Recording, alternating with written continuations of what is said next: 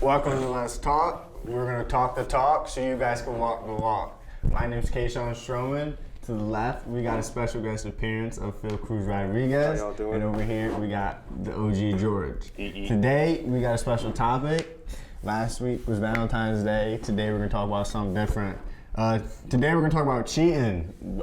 Phil feels like there's two types of cheating. Physical. Yep. Okay, so there's physical cheating and then there's emotional cheating. Rude. Okay, what? You said rude? Yeah, and you just interrupt my dog, bro. I mean, it was his turn. I'm letting him talk anyway. Because it's his. I guess. Why don't you just what I mean? calm down, sit over there for a second. Yeah, I'll just finish my spiel. relax with the emotion. All right, so there's physical cheating and then there's emotional cheating. Okay, physical cheating, we're thinking which is harder to forgive. There's physical aspect, they say it's a little less emotional, and then there's emotional cheating, which is, I guess, a little bit, it seems like it might be easier to forgive because it's less physical, and that's what I'm trying to understand. Like, what is harder to forgive? I feel like from a guy's point of view, it hurts more to be physically cheated on than emotionally cheated on. Because if my girl emotionally cheats on me, then I just know she's not the one for me. There's plenty of fish in the sea. I'll find somebody else. But if you physically cheat on me, it's like, yeah, I mean, like you still love me, but it ain't good that enough. bond is right there. It's It's just like broken. If you gave that shit It's away, gone. it's done. You know what I mean? But what is emotional cheating? That's what I want to know. Emotional cheating is basically you're investing your emotional time into somebody else and you're kind of like staying a little bit distant from your significant other. So instead of telling your problems to your significant other, you just tell them to somebody else? Or it's like you don't tell your problems to your significant other anymore and you just keep that away from your significant other and you're telling somebody else. So you're kind of like building that emotional bond with someone else. Oh, well, I was trying to figure that out the entire time. I'm not gonna lie. What would you guys say the top three signs of cheating are? Okay. Well, I think the top 3 signs would be if somebody is a little bit more distant, you know, a little bit more secretive in a way. Yeah, you can always tell like if the energy is off. You know what I'm saying? Yeah, like she tries to avoid you all the time, you know. She's gonna say, nah, not today. I feel like people Something always like try that. to avoid you. I feel like they're always trying to avoid you, not because they're cheating, but because they can smell your breath, bro. Oh, you can? Yeah. No. That burns my eyebrows, Sometimes bro. I feel like there's not exactly signs. Sometimes it just happens, you know what I mean? Sometimes you go out to a party, your girl goes out to a different party, some guy just picks her up and it just happens. Yeah, I mean, Like, there's not like she's a cheater. She cheated, but that doesn't mean she's a cheater. Cheating's not good. okay. Cheater's worse. That means you do it all the time. But sometimes there isn't a sign. Sometimes it just happens. Well, I'm glad you actually said that because that's another thing that we should talk about is like, is there a difference between somebody who has cheated and then somebody who is a cheater? You understand? Maybe it's just because you don't have the juice. What? What does juice have to do with cheating? What I are feel you? like Are you in the same topic here? Yes, I am here. What? Maybe your juice has run out, you know, and the girl doesn't like your juice anymore. You always have to have the juice, so she stays. The juice is very important. so if you're a cheater, you have to have the juice. If you're cheating, you have to have the juice. The juice is very important in all relationships. Okay, anyway, Phil, that's what we were talking about. So, I feel like I said before, cheating is, a cheater is someone who does it all the time, I feel like. And cheating is someone who just, like, did it. But whether you fucked up, messed up, Yeah. Roll with it. the person you're with, you don't actually care about. Well, this is the thing here. Like, you got somebody, you know, people say once a cheater, always a cheater. And I don't necessarily think that's the case because somebody who has cheated, people make mistakes. They're young. You know, we're all young. We never know what we're capable of, and we're just finding out what our potential is. But if you say, you know, people say that they believe in second chances, then somebody who has cheated, don't they deserve a second chance, right? If they call them once a cheater, always a cheater, does that mean they don't, get to forgive themselves? Because if we understand love, do we understand forgiveness? Because forgiveness is one of the most important elements of loving someone. But I mean, it's all about how bad it was and what happened in that situation. I mean, it's all about, because I feel like you could not be a cheater and still have that urge to cheat, but if you're like a proper human being and you're respectful and you like care in any type of way about the girl that you're with, you're not gonna cheat over the simple fact that you're not that person. Okay. That urge can still be there, but I feel like if you have to be strong enough to fight that urge if you want to. To be forgiven. Like, I feel like once you cheat, you can't be forgiven for that. You ever heard of like people saying like, "Oh, she was enough for me"? Like, shouldn't it be that if you're in a relationship, that person being enough, you shouldn't have that urge? Because if you do have that urge, should you be in a relationship? That's what I'm saying. True. That's what I'm saying. But like, so I feel like with this world today, there's so many beautiful girls in this world. Okay, yeah, that's true. Like, Here's to that. I feel like it's impossible to be with one person and not think that all these other people are attractive. Like, that's just like, you can't, Right. But I feel like that girl that you're with, there should be at least that one thing that is special between her and every other girl you see. I mean, unless you're with Scarlett Johansson. So like I said, back to like the thing, like the urge can still be there, but I feel like you should be a respectful enough person for the girl that you're with to not cheat on her. When you say urge, what is it like? What do you mean by urge? If I'm walking on the street and this fine girl comes up and starts talking to me, and she's like hitting on me, you know what I mean? She wants it. The urge. What do you mean? The urge. The ooga booga, bro. Because like there's like different scenarios. Like, what if you're like sitting down and you're just like looking? You just be like, oh. That's not an urge. See, now I'm talking about the urge. Like, they're coming to you. No. Like, it's just like right in front of your face. The urge. Like the pancakes are in front of your face. You just have to have the urge to not eat the Maybe pancakes. gotta turn into the food. I am quite hungry. Not gonna lie. All right. So, thank you guys for listening to Let's Talk. We're going to talk the talk so you guys can walk the walk. I hope this helps a little bit with cheating. If you're being cheated on, just think about how you feel about that situation. Think about if they're worth it. You're probably like young, 20 years old. You got your whole life ahead of you. You're going to find someone else. If you are a cheater, don't do it. Your girl's an angel. Or thank you for coming. Your Let's man's Talk. a king too. Also, we have a special performance, so stay tuned. Thanks. Skirt. Ski ski.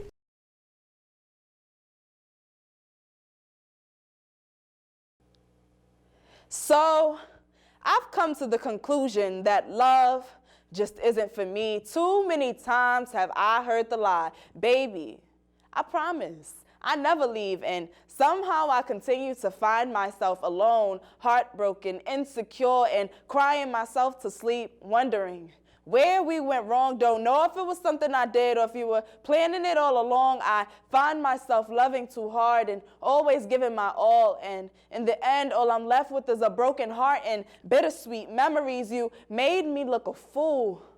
I'm so ashamed for believing you, for falling for you as hard as I did, but the way you lied to me, you played it off so well. I mean, the way you said I love you, the way you looked me in the eyes, the way you held me close, the way you hugged me tight. When you said I love you, I never really believed you, but I loved hearing that sound. I mean, I hadn't felt loved in a while, and you were saying everything I wanted to hear. You told me I was yours and only yours, how I was everything you ever wanted. You told me I was beautifully flawed. You even called me perfect, told me you would never leave, but here I am again, crying myself to sleep. Man, I let you take advantage of me. You took my heart and ran, but now I want it back. You don't deserve my love. You don't know what love is. You've broken too many hearts. You've told too many lies. You don't deserve my love because you made me cry. You left me. You left me. Can't get you off my mind. You made me so happy. You made me swallow my pride. You were the sunshine to my rain, but you took that all away when you left me. You left me after you promised you never would. You broke your promise in my heart. I thought finding you would change my outlook on love, but you made me hate it worse. You've broken my heart before, but this time you really messed up. I want to scream and hit you, and I want you to feel pain, but the pain I want you to feel isn't physical. It's the pain of being emotionally drained, the pain of a one-sided love. But in order to feel that pain, I want you to feel love. I want you to fall in love. Then I want it all to be taken away. That's the pain I speak of. The pain that leaves you up all night, overthinking, writing until your hands hurt as much as your heart. The pain that leaves you torn apart. The pain that makes you say, so I've come to the conclusion that love just isn't for me.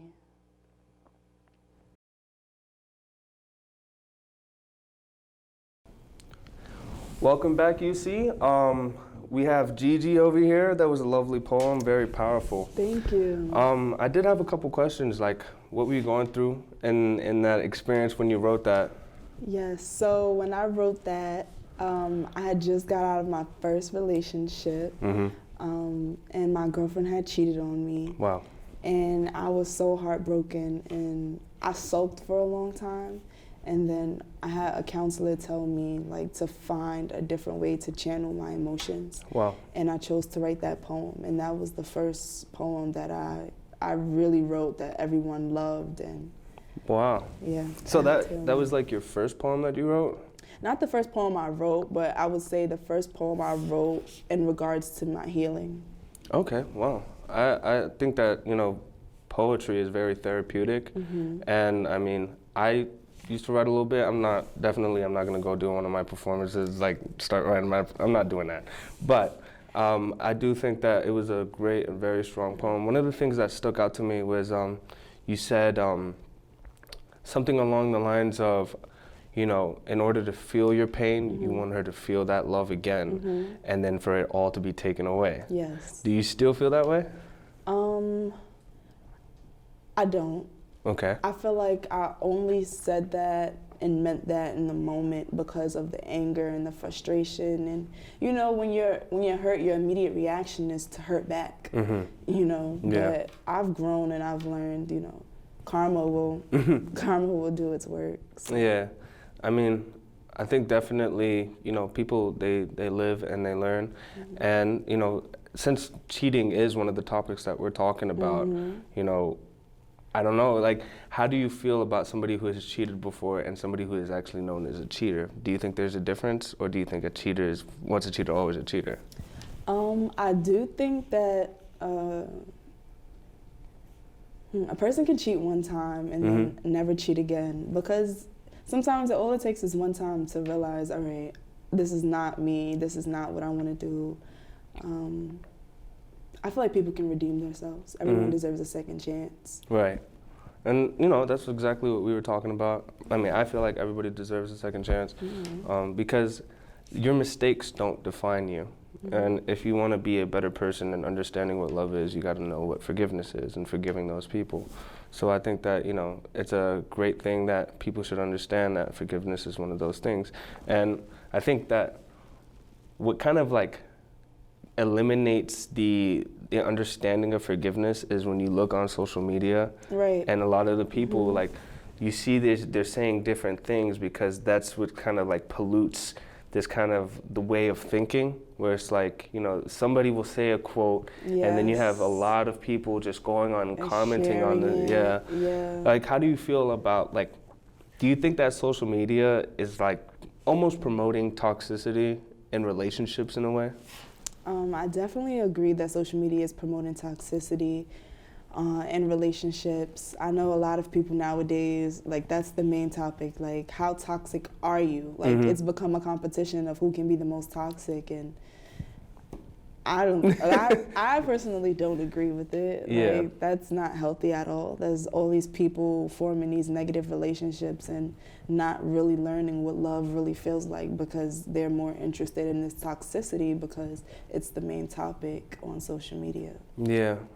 Even in music. Yeah.